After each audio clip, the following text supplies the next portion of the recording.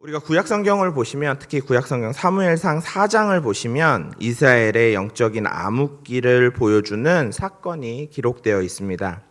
엘리 제사장의 두 아들 홈리와 비느하스의 모습이 나오는데 홈리와 비느하스는 블레셋과의 전쟁에서 이스라엘이 패배하자 실로에 있던 여호와의 언약궤를 전쟁터로 끌고 나오게 됩니다. 언약궤는 하나님의 임재를 상징하는 것이었고, 그래서 이스라엘 백성들은 이 언약궤가 자신들에게 있으면 당연하게도 하나님의 임재하심으로 블레셋을 능히 넉넉히 이기리라고 생각했습니다. 그러나 타락한 제사장들과 영적으로 눈먼 이스라엘 백성들은 그 거룩한 언약궤 안에 담긴 하나님의 말씀과 진리에는 전혀 관심이 없었던 거죠. 그저 그것이 마치 눈앞의 전쟁에서 승리하며 자신들의 목숨을 부지하고 이익을 지켜내기 위한 일종의 부적이나 도구로 이용하려고 했을 뿐인 것입니다. 그 결과가 우리 모두 다 아시다시피 하나님은 그들과 함께하지 않으셨고 이스라엘은 대패하였으며 언약궤는 이방인의 손에 빼앗기고 말았습니다. 하나님의 가장 거룩한 것이 인간의 탐욕과 무지라는 우상 앞에서 처참하게 발로 짓밟힌 비극적인 모습입니다. 오늘 본문의 말씀은 이러한 영적인 비극이 오늘날 우리의 신앙 안에서도 동일하게 일어날 수 있음을 말씀하고 있습니다. 우리는 종종 이 구절을 생각할 때, 복음을 전할 때 그냥 상대방의 수준을 보아가며 좀 지혜롭게 전해야 한다는 전도의 방법론 정도로 조금 가볍게 축소할 때도 있습니다. 그러나 이 짧은 구절 속에는 하나님의 진리가 어떻게 왜곡되는지, 그리고 종교의 껍데기만 남은 자들이 거룩한 생명을 어떻게 파괴하는지에 대해 주님은 말씀하고 계신 것입니다. 오늘 본문 말씀을 통해 우리가 내 안에 깊이 뿌리내린 악한 습성과 또 율법의 굴레들을 철저히 부수고 그리스도께서 넘겨주신 우리의 진리의 말씀을 온전히 받아 참된 생명의 자리로 나아가시기를 소망합니다. 먼저 거룩한 것과, 본문 말씀을 보시면 거룩한 것과 진주라고 표현하는데, 이것은 곧 그리스도께서 우리에게 주어진 진리의 말씀을 의미합니다. 본문에서 예수님께서 말씀하신 거룩한 것과 진주는 결코 다른 두 가지 대상을 말하는 것이 아닙니다. 이는 히브리 문학의 교차 대구법적 표현으로서 완전히 동일한 것을 말합니다. 이것은 바로 예수 그리스도를 통하여 우리에게 온전히 주어진 진리의 말씀, 곧 마태복음 5장과 6장 산상수훈을 통해 선포하신 하나님의 말씀과 그분의 판단을 의미합니다. 성경에서 진주를 의미할 때 우리가 크게 두 군데를 좀 살펴보려고 하는데, 먼저 한 군데는 마태복음 13장 45절에서 주님은 이렇게 말씀하십니다. 천국을 마치 좋은 진주를 구하는 장사와 같다고 비유하십니다. 진주는 곧 천국을 의미하며 우리에게 찾아오신 생명 되신 예수 그리스도를 상징하기도 합니다. 우리는 또한 구약의 역사 속에서도 이 진주의 모습을 찾아볼 수 있는데, 그것이 어디냐면 민수기 11장 7절 말씀을 보시면 이스라엘 백성들이 광야 40년 동안 하늘로부터 공급받았던 만나에 대하여 이렇게 말합니다. 만나는 가시와 같고 모양은 진주와 같은 것이라고 기록하고 있습니다. 이 만나를 진주의 모양을 가진 것이라고 표현하고 있습니다. 하나님께서 만나를 주신 것은 이 광야를 지나는 당신의 백성들에게 영혼의 생명의 양식으로 먹고 또 주신 은혜를 되새기면서 마침내 하나님께서 그들에게 주신 기업인 가나안 땅, 곧 안식에 들어가게 하려는 하나님의 크신 구원의 경륜 가운데 주신 은혜이죠. 그러나 이스라엘 백성들 반응은 어땠습니까? 그들은 하늘의 양식이 담고 있는 그 깊은 은혜의 뜻은, 진리의 뜻은 전혀 깨달아 알지 못합니다. 그래서 그 거룩한 것을 보고도 그저 이것이 무엇이냐 또는 알지 못한다라는 뜻으로 만나라고 부른 것이죠. 자기들 마음대로 이름을 붙이고는 이게 뭘까? 이거 뭔가 먹고 마시는 건데 주긴 줬으니까 우리가 날마다 먹고 이걸로 목숨은 부지하자. 이 정도의 의미를 가진 것이죠. 그들은 무려 40년이란 일평생 동안 날마다 그 하늘의 양식으로 육신의 배를 채우는 용도로만 먹고 썼습니다. 그리고 율법으로 울타리를 쳐서 구별된 성막에 모여 앉아 끊임없이 희생제사를 반복하여 드렸지만 결국 그들의 내면에는 진리가 없기에 하나님 앞에 그들은 패역했고 또 가데스바네아에서 하나님 앞에 반란을 저지르며 하나님의 약속을 믿지 못했기에 결국은 모두 내어 쫓겨 광야에서 출애굽 1세대는 모두 사망에 이르는 지경에 사망에 이르고 말았습니다. 이것이 그럼 먼 옛날, 먼 뒷날, 먼 옛날 얘기, 남의 이야기일까요? 오늘날을 살아가는 우리 그리스도인들의 모습은 어떠할까요? 때때로 어떤 이들은 교회 안에 집단으로 함께 모여 앉아 예배라는 이름의 제사만을 우리가 습관적으로 반복하면서 내 육신의 배를 불리고 이 땅에서의 얄팍한 복만을 추구하는 종교적인 껍데기로 예배를 여기고 있지는 않습니까? 그렇게 여기며 살아가는 이들도 꽤나 많이 있습니다. 대표적으로는 주일날 도장 안 찍으면, 추석 도장 안 찍으면 굉장히 껄쩍지근하죠. 그죠? 껄끄럽죠. 그러면 어떨까요? 그러면 내가 11시에나 12시에는 딴 일을 해야 되니까 9시 예배를 오고, 그죠? 좀 큰 교회는 7시 예배도 있고 5시 예배도 있으니까 일단 5시에 가서 일단 추석 도장은 찍고 이제 뭐 자기 하고 싶은 거 다 하는 거죠. 말은 주의 날이고 주님 앞에 드려진 날인데 내가 주 앞에 온전히 하나님 앞에 예배하고 경배드리는 날이라고 말하면서 실상은 그냥 이름만 걸고 도장만 찍고 무슨 회사 출석하듯이 한 번씩 찍는 거죠.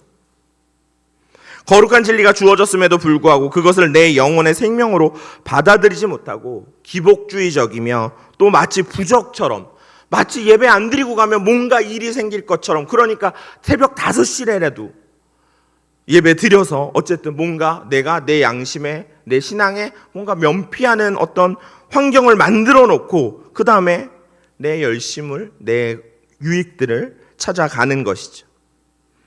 만약 이렇게 살고 있다면 우리는 광야에서 멸망한 이스라엘과 조금도 다르지 않다는 것입니다.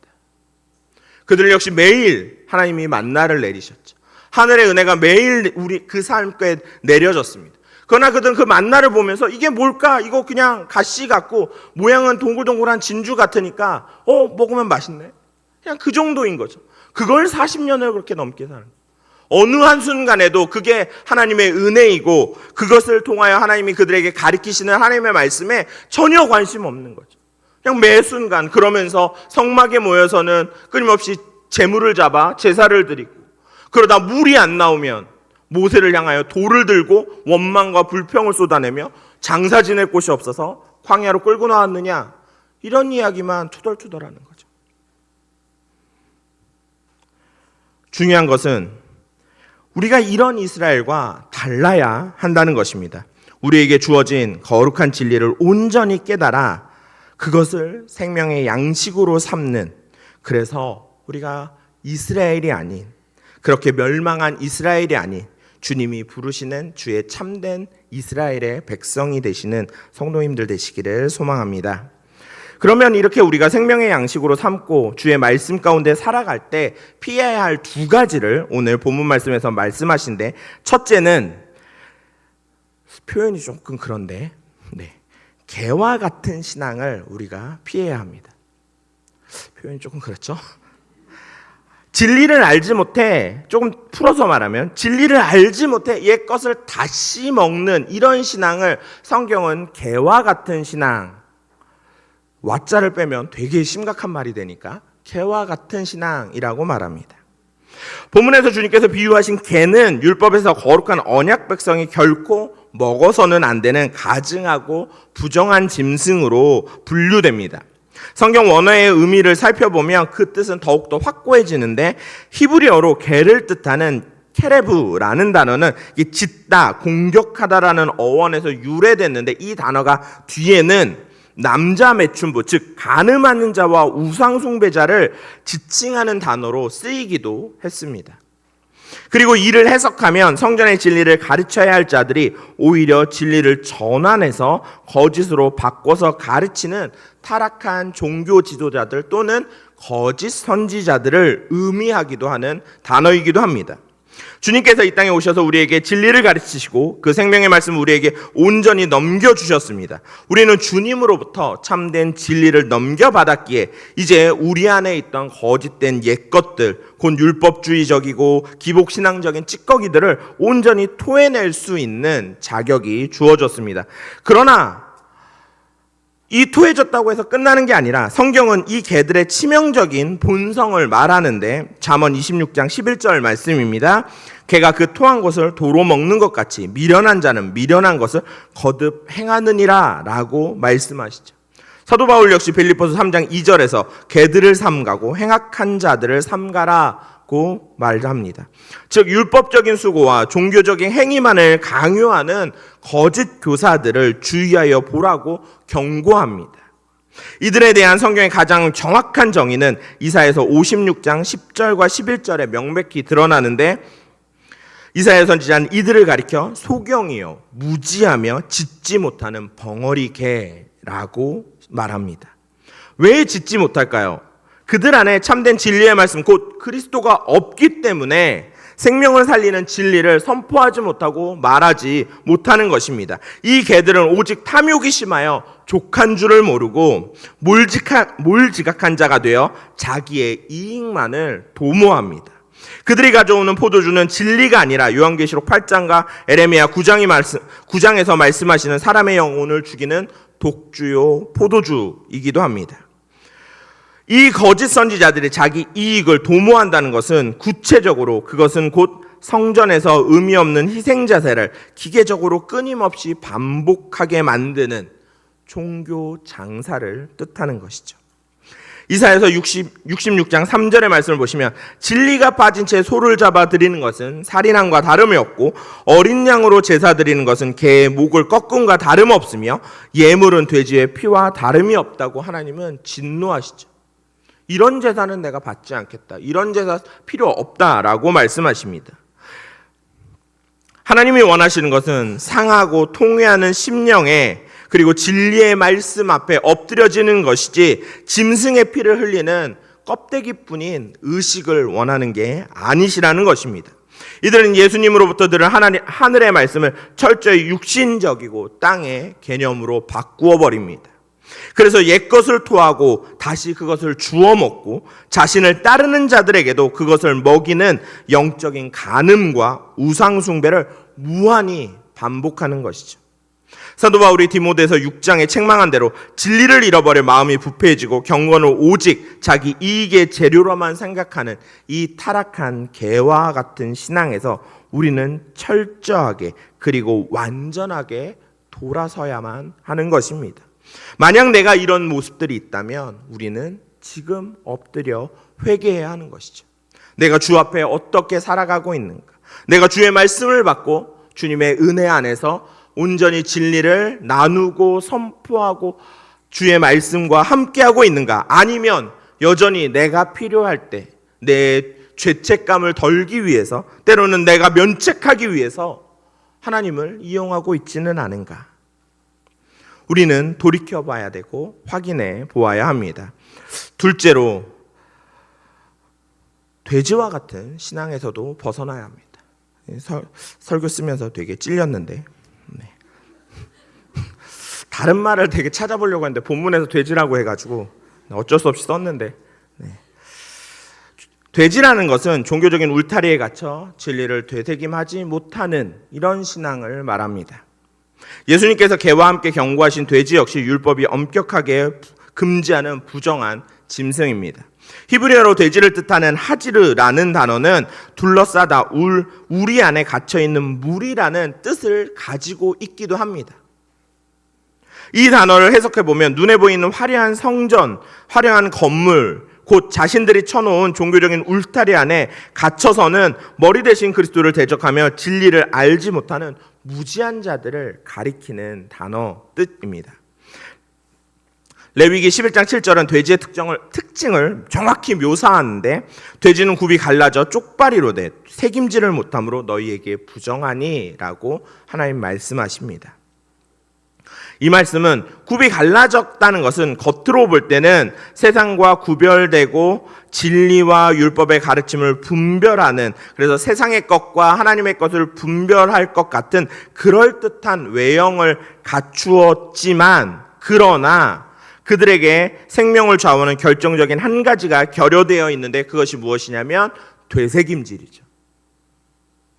영적인 되새김질이란 곧 그것은 하나님으로부터 받은 생명의 말씀을 내 안에서 씹고 또 되새기고 또 씹고 부수어서 내 영혼 깊은 곳에서 참된 진리로 그 말씀들이 확증되어져 가는 것입니다. 그러나 돼지는 결코 되새김질하지 않죠. 겉의 형태로는 내가 구별된 것처럼 보이지만 결단코 하나님의 말씀을 되새김질하지 않습니다. 그저 땅의 것만 끊임없이 먹으며 만족할 줄 압니다. 그냥 오늘 예배 드린 거에 만족하고, 오늘 하루 예배 한 번 왔다 간 거에 만족하는 것이죠. 오늘 하루 아침에 일찍 나와서 기도 한 번 한 걸로 만족하는, 내가 성전 뜰을 밟고 지난 것에 만족하는, 그런 것에 온전히 만족할 줄 아는, 그것만 할 줄 아는 것입니다. 진리의 말씀을 씹고 또 씹고 또 되새김질해서 뇌면화하지 않으니까, 결국은 자신의 것으로 삼지 않으니까 결국 자신의 오물과 탐욕으로 범벅이 된 구덩이 속에서 아무런 영적인 위기의식 없이 뒹굴면서 육신적인 평안함만을 누릴 뿐이라는 것이죠. 그냥 지금이 좋사오니, 여기가 좋사오니, 그냥 이대로 이렇게 그냥 열심히 살면 좋은 게 좋은 것이지 않겠습니까? 우리는 마태복음 8장에 기록된 거라사 지방의 귀신 들린 자 사건을 통해서 이 사실을 더욱 명확히 좀 확인할 수 있습니다. 귀신이 들렸다는 건 단순히 그냥 정신이 나갔다라고 성경이 말하고 있는 게 아니죠. 성령, 즉 진리의 거룩한 영과 반대되는 개념으로 더러운 영이고 거짓되고 부정한 것들을 그 내면에 받아들여진, 그것에 휩싸여 있는 상태를 의미합니다. 당시 율법을 목숨처럼 여긴다던 유대인들이 이방의 땅에서 부정한 짐승인 돼지를 대규모로 치고 있었습니다. 그리고 즉 이 사실 자체로 이미 이 지방에 있던 유대인들에게 하나님의 뜻은 철저히 파괴된 상태이고, 오직 자기의 경제적인 이익만을 추구하고 있었던, 그냥 이 구덩이 안에서 자기가 편하고 좋으니까 돼지를 치던, 하나님이 부정하다고 했던 것들에 대한 어떤 경각심도 없이 하나님의 말씀과는, 하나님의 말씀을 지키는 것처럼 외양은 꾸미지만 실상은 아무것도 안 하는, 그저 그냥 세상 속에서 구덩이에 뒹굴뒹굴거리고 있는 모습들이었습니다. 예수님은 그 당시 유대사회 전체를 지금 돼지 울타리에 갇힌 귀신 들린 집단과 동일하게 간주하셨고, 그래서 더러운 귀신들을 명하여 돼지떼에게 들어가게 하시고, 그 돼지떼가 바다의 비탈로 내리달아 완전히 다 몰사하며 멸망에 이르게 될 것임을 지금 눈앞에서 보여주고 계시는 것이죠. 그렇게 하나님의 말씀과 거리감 있고 하나님의 말씀과 멀어져 있는, 그래서 하나님의 뜻과는 정반대의 길에서 끊임없이 평안하다, 내 삶은 언제나 행복하다라고 자신을 위안하고 있는 이들이 결국은 멸망으로 치달을 것임을 눈앞에 보여주신 것입니다. 예수님께서 요한복음에서 이 성전을 헐라고 외치신 이유도 동일합니다.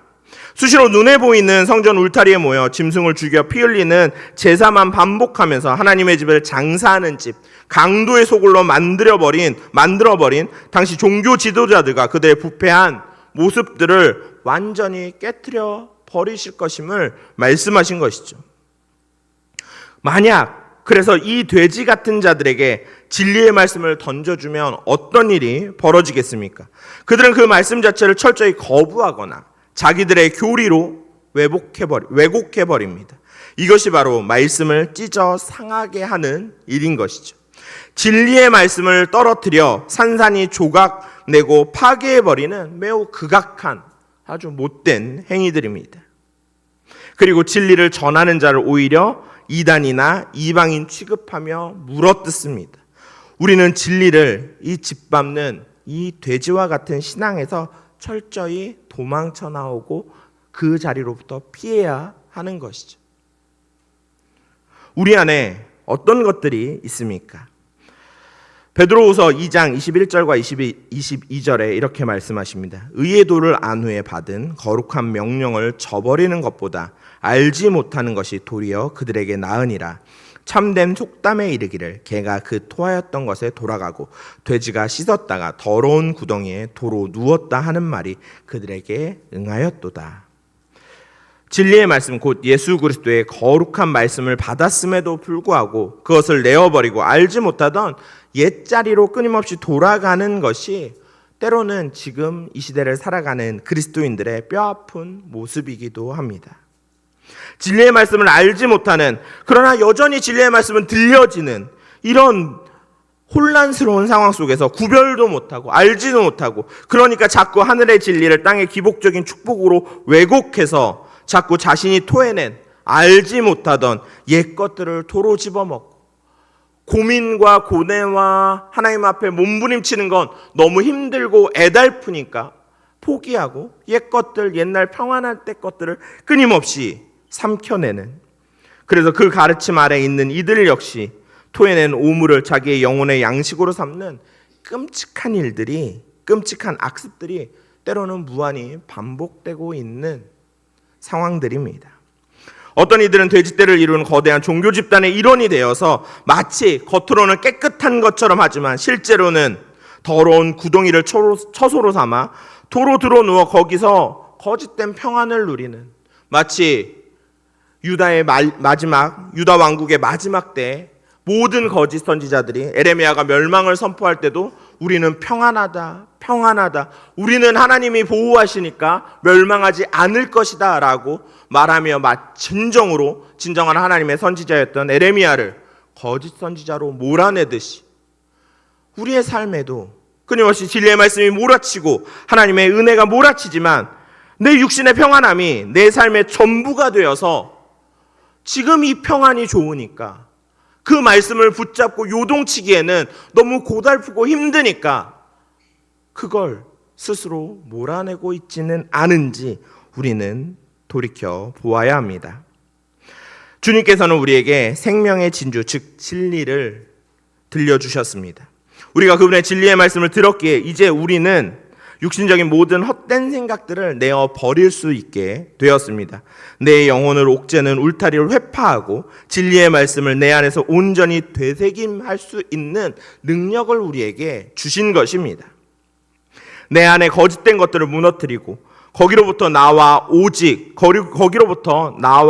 진리의 말씀만을 되새김질하는 것, 이것이 우리가 일평생 목숨을 걸고 감당해야 할 영적인 싸움이고 전투입니다. 오직 진리 안에서 자신을 던지는 자만이 주님 안에 거할 수 있는 것입니다. 그 자리에 그대로 머물면서 평안하다라고 외치는 자는 결국은 뒤로 물러나고 주님의 은혜 안에 들어갈 수 없는 것이죠. 주님은 마태복음 7장 21절에 이렇게 말씀하십니다. 나더러 주여 주여 하는 자마다 천국에 다 들어갈 것이 아니요 다만 하늘에 계신 내 아버지의 뜻대로 행하는 자라야 들어가리라.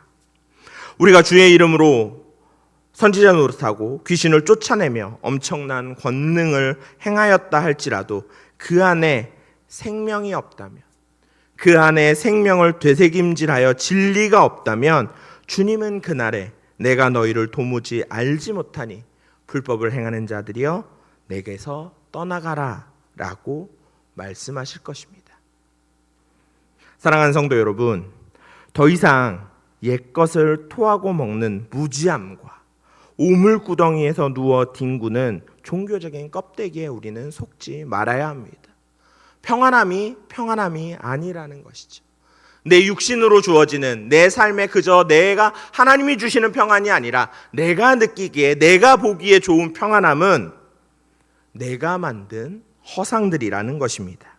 우리에게 넘겨주신 거룩한 진주, 즉 참된 진리의 말씀을 우리가 날마다 내 영혼에 깊이 되새김하며 거짓 울타리를 깨뜨리고 오직 그리스도의 생명 안에서 담대히 살아가는, 그래서 내 주변에 평안하다라고 외치는 것이 아니라 진정으로 내 주변을 향하여 주의 말씀을 선포하고 내가 받은 그 진리를 나누며 언제나 주 앞에 끊임없이 다름박질하고 주께서 오시는 그날까지, 또는 주께서 나를 부르신 그날까지 쉬지 않고 다름박질하는, 그리하여 언제나 그리스도의 생명 안에서 담대함으로 살아가시는 복되고 거룩한 성도들이 되시기를 주님의 이름으로 축원합니다.